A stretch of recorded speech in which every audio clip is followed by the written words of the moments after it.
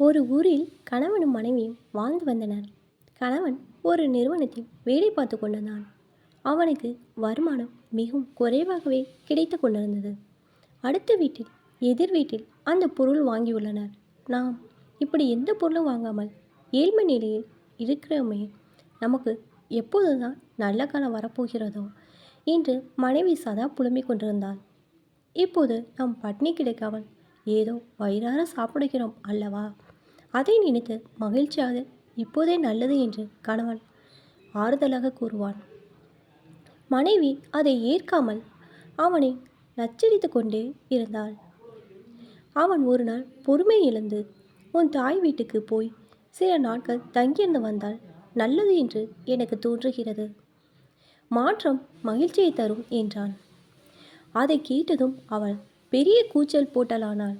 என்னை என் தாய் வீட்டுக்கு ஓட்டிவிட்டு எவளையாவது ஒருத்தியை கூட்டி வந்து கும்மாளம் அடிக்க பார்க்குறாயா என்று கத்தினாள்.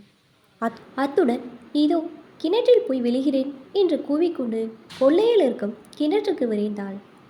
வேகமாய் போனவள் அப்படியே கிணற்றடியில் நின்று கணவன் வருகிறானா என்று சிறிது நேரம் பார்த்து கொண்டு விட்டு திரும்பி விட்டாள். கணவனுக்கும் உள்ளர சிறிது பயம் இருந்தது.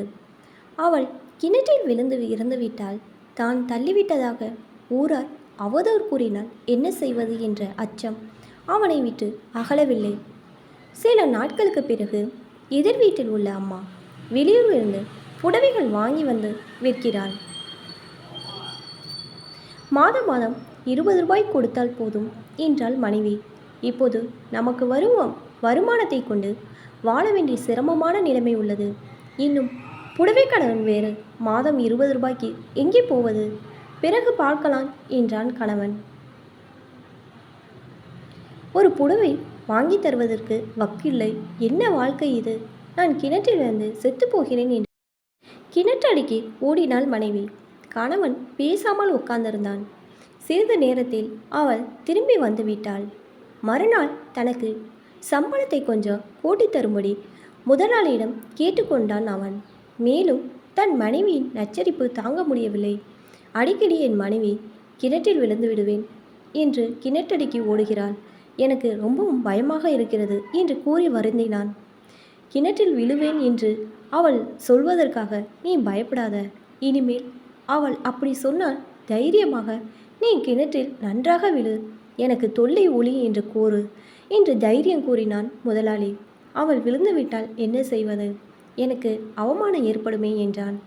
அப்படி சொல்லி கொண்டிருக்கிறவள் ஒரு நாளும் விழவே மாட்டாள், தைரியமா இரு என்றான் முதலாளி.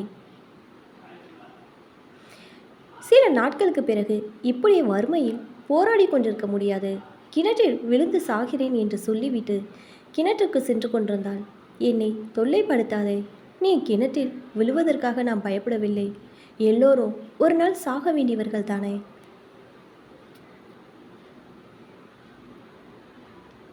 யாருடைய உயிரை யார் தடுக்க முடியும் என்றான். என்னை சாகவா சொல்கிறாய் என்று கூறி அழ ஆரம்பித்தாள். பிறகு அவள் கிணற்றில் விழுவேன் என்று சொல்வதே இல்லை. இவ்வாறு கணவனை தொல்லைப்படுத்துகின்றவர்களும் இருக்கின்றனர்.